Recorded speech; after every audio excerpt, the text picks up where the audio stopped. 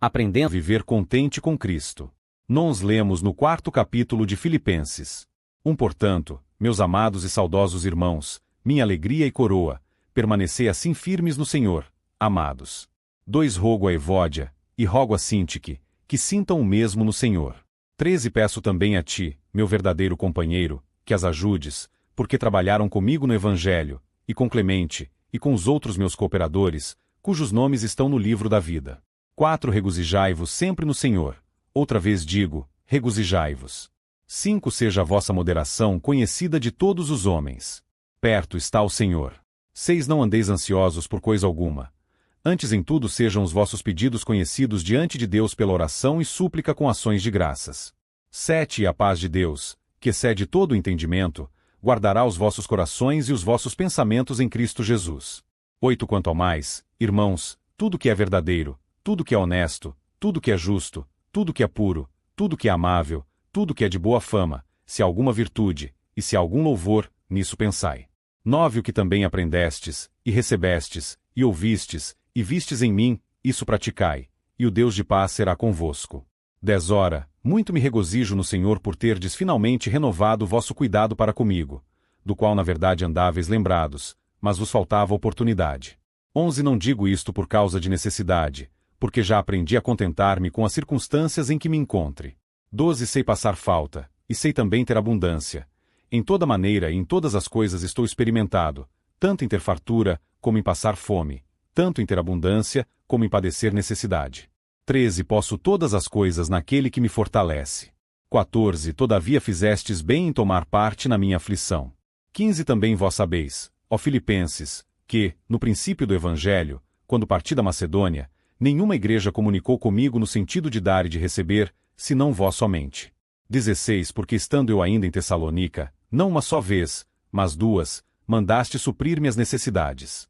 17 Não que procure dádivas, mas procuro o fruto que cresça para a vossa conta. 18 Mas tenho tudo, tenho até em abundância. Cheio estou, depois que recebi de Epafrodito que da vossa parte me foi enviado, como cheiro suave, como sacrifício aceitável e aprazível a Deus.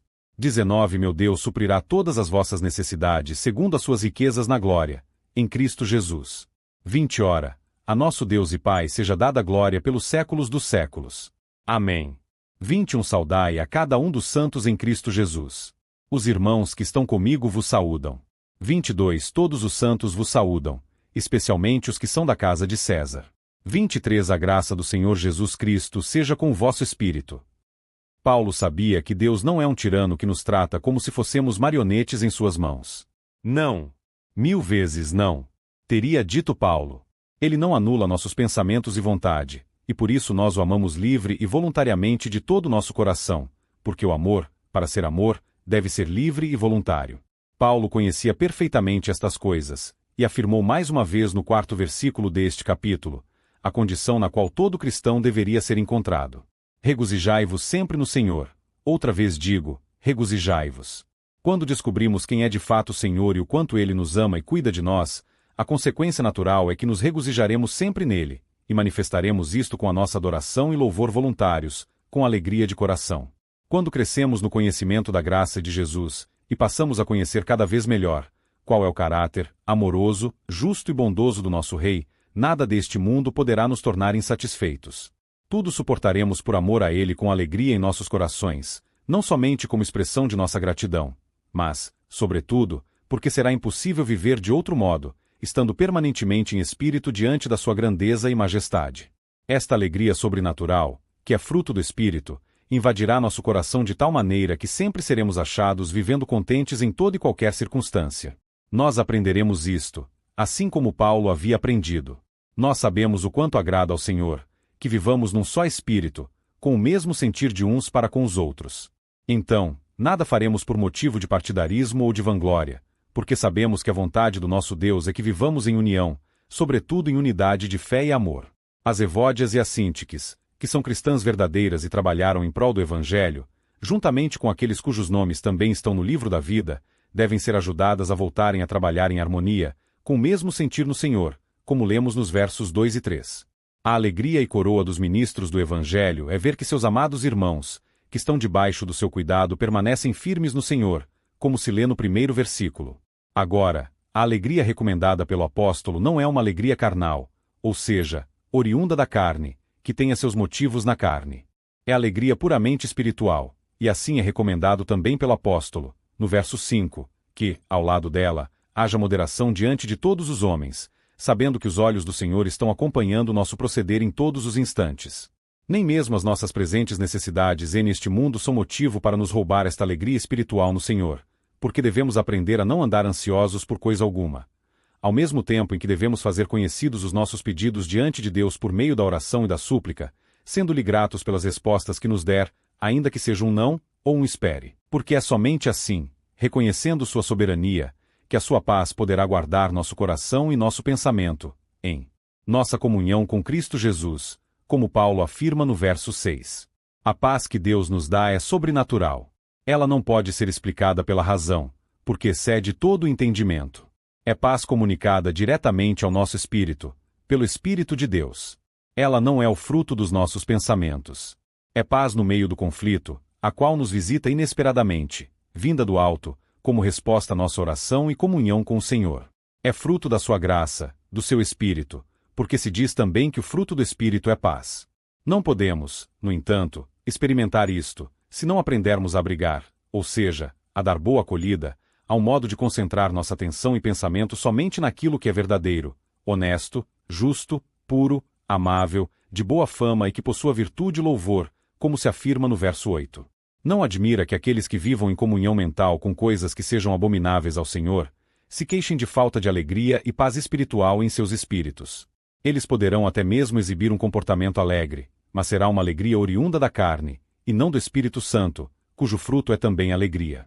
Uma alegria fanfarrona, escandalosa, sem a moderação diante de todos os homens, que é ordenada no verso 5. Deus é inteiramente santo e justo. Ele é a luz perfeita. Ele é perfeito amor e bondade. Então, que comunhão poderíamos ter com Ele, nos agradando das coisas que são das trevas e rejeitando aquelas que são da luz? A nossa mente corrompida pelo pecado original deve ser renovada pelo Espírito Santo, com a palavra de Deus e as coisas que são aprovadas, a saber, que são verdadeiras, honestas, justas, puras, amáveis, e que possuam boa fama, virtude e louvor. Por isso não é possível amar o mundo, as coisas reprovadas que há no mundo, e ter ao mesmo tempo o amor e a aprovação de Deus. Por isso, os filipenses necessitariam praticar tudo o que haviam aprendido, recebido, ouvido e visto no apóstolo Paulo, para que o Deus de paz fosse com eles, como se vê no verso 9. Não há um caminho fácil para a paz. Não há um caminho fácil para a consolação do Espírito Santo, porque ele sempre santificará primeiro, e depois consolará. Não se pode contar com sua consolação enquanto permanecemos deliberadamente na prática do pecado, andando e amando as trevas, em vez da luz.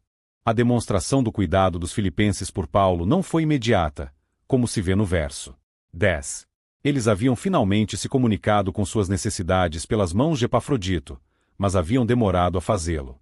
Paulo sabia que havia uma constante preocupação dos filipenses para com ele, mas na prática haviam falhado na prontidão em socorrê-lo. Então o que ele sentiu? Ficou abatido? De modo nenhum. Ele havia aprendido a viver contente em qualquer situação.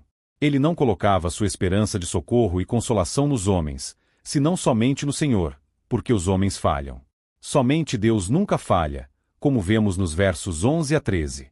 Eles deveriam também aprender a viver de tal modo, e não somente eles, como todos os cristãos, porque a nossa fé no Senhor será provada de muitas maneiras, se seremos achados agradando-nos somente nele, e tendo somente nele a única fonte do nosso contentamento. Isto será provado até mesmo na abundância, e quando somos honrados, ocasiões em que é muito comum nos esquecermos de Deus. Todavia, aquele que o tem amado, jamais o deixará quando estiver sendo exaltado. Não deixará de dar a devida honra a Deus por estar sendo honrado pelos homens. Não deixará de permanecer humilde diante dele, não colocando a razão do seu contentamento, paz e alegria na abundância e honra que tiver, mas somente nele. Paulo tinha também o mesmo sentimento de humildade e dependência total de Deus nas circunstâncias difíceis de escassez, de fome e necessidade.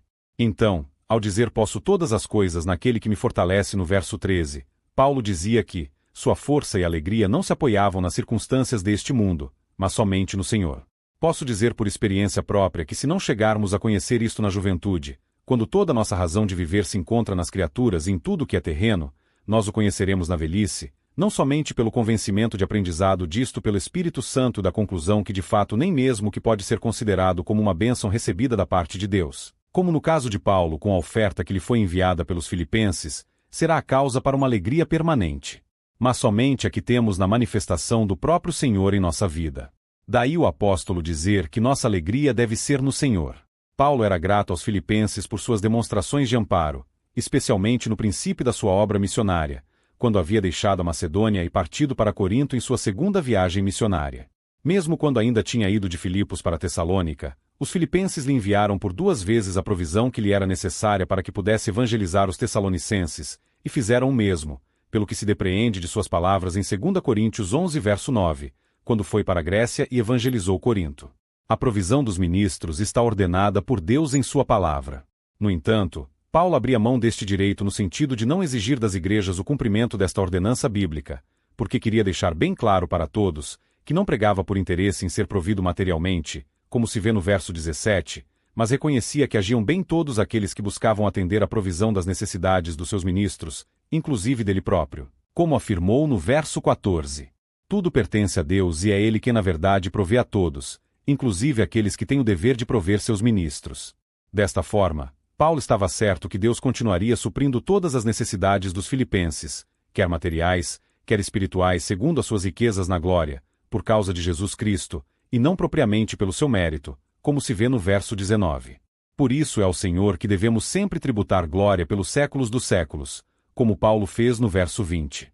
A epístola é encerrada com uma exortação nos versos 21 e 22, para que cada um dos santos fosse saudado em Cristo Jesus, assim como Paulo e os santos que se encontravam com ele estavam saudando os santos em Filipos. Ele faz uma menção especial àqueles que eram da casa de César, ou seja, aqueles que ele havia ganho para Cristo, não somente da guarda pretoriana do imperador, como certamente há muitos que eram da corte de César. A última citação desta epístola é a que encontramos no verso 23. A graça do Senhor Jesus Cristo seja com o vosso espírito. Há maior necessidade do que esta para um cristão? Certamente não. Tudo o que ele precisa é estar com seu coração fortalecido com a graça do Senhor, porque o próprio Jesus nos tem dito, como disse a Paulo: a minha graça te basta. Nós precisamos da força e do poder de Cristo para executar nossos deveres, não somente os que são puramente cristãos, mas até mesmo aqueles que são fruto da virtude moral. Nós precisamos da sua força para nos ensinar a estarmos contentes em toda e qualquer situação. É por isso que Deus nos quebrará muitas vezes, para que possamos ser enfraquecidos em nossa própria força, e aprendamos a viver com a sua força, a qual nos fortalece em tudo, não com nossa força que é inconstante e frágil, e desaparece principalmente diante das circunstâncias difíceis. Somente quando somos enfraquecidos por Deus através das tribulações e aflições, é que podemos ser fortalecidos com sua força.